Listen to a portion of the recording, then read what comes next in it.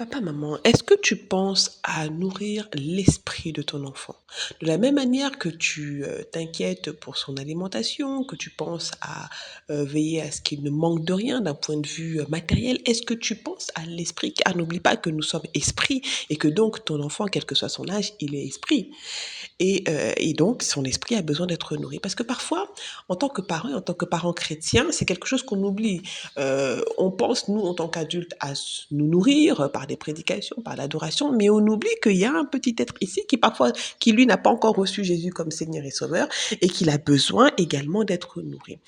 L'autre point que je tenais à dire, c'est que ne laissons pas à l'écodyme, ne laissons pas uniquement une fois par semaine, lorsqu'il est en âge d'y aller à l'écodine, donc l'école du dimanche, le soin de nourrir spirituellement nos enfants. Nos enfants ont besoin de grandir spirituellement et ils ont besoin d'être nourris. On voit, vous savez, parfois, nous, on pense que non, mais il est encore enfant. Oui, mais allez voir de l'autre côté, chez le monsieur qu'on ne citera pas parce qu'il est déjà vaincu, comment lui, avec des enfants en bas âge, est capable de faire un certain nombre de dégâts. Donc, croyons que notre Seigneur, que notre Dieu, même avec un enfant de 2 ans, de 3 ans, de 4 ans, qui en plus ont une énorme foi, parce ils croient tout simplement. Ils ne sont pas comme des adultes, ils réfléchissent moins, entre guillemets, ils font moins de calculs, ils sont moins rationnels. Ils croient en ce que Dieu dit. Et donc, nos enfants sont capables d'avoir une vie spirituelle. Nos enfants sont capables d'avoir une intimité avec le Seigneur. Elle va peut-être pas se manifester comme la nôtre parce qu'ils sont enfants, mais ils peuvent l'avoir à condition qu'ils soient nourris. Alors, comment tu peux nourrir ton enfant?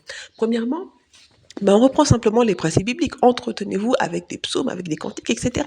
Donc, tu peux mettre à tes enfants des cantiques qui sont adaptés à leur âge et qui sont chrétiens. D'ailleurs, je te propose ma chaîne YouTube qui s'appelle Lamad Lamad, ou qui propose des chansons pour les tout petits. Et voilà, on veille vraiment à ce que les paroles soient adaptées, à ce que les paroles donc soient adaptées à l'âge des enfants et que ça puisse leur permettre en fait de grandir. Donc tu peux leur mettre des chansons afin qu'ils puissent chanter donc ces cantiques, afin qu'ils puissent louer, qu'ils puissent adorer. Tu peux également avoir des temps de prière avec eux. Alors je vais vous donner un exemple. Moi, j'ai mon enfant ici de 1 an et demi et on prie chaque jour. Alors, prier avec un enfant d'1 an et demi, c'est simple. On dit juste merci Jésus et on dit bravo Jésus. Mais c'est tous les jours. Merci, merci Jésus, merci, merci Jésus. À un moment donné, après, on va dire bravo, bravo Jésus et on tape dans les mains. Et on le fait chaque jour, tout le temps. Ça revient. Ah, faut dire merci à Jésus. Ah, faut dire bravo à Jésus. C'est sa prière et c'est son adoration et il le fait de tout son cœur car il ne sait pas mentir.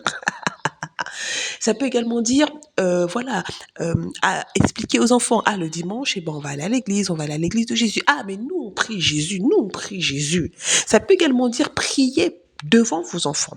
Parfois, on a tendance à vouloir s'isoler, mais il est important que les enfants vous voient également en train de prier.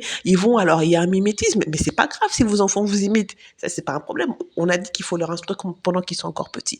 Et ça peut également être, s'ils sont un peu plus grands, alors, la lecture de la Bible, des dessins animés chrétiens, etc.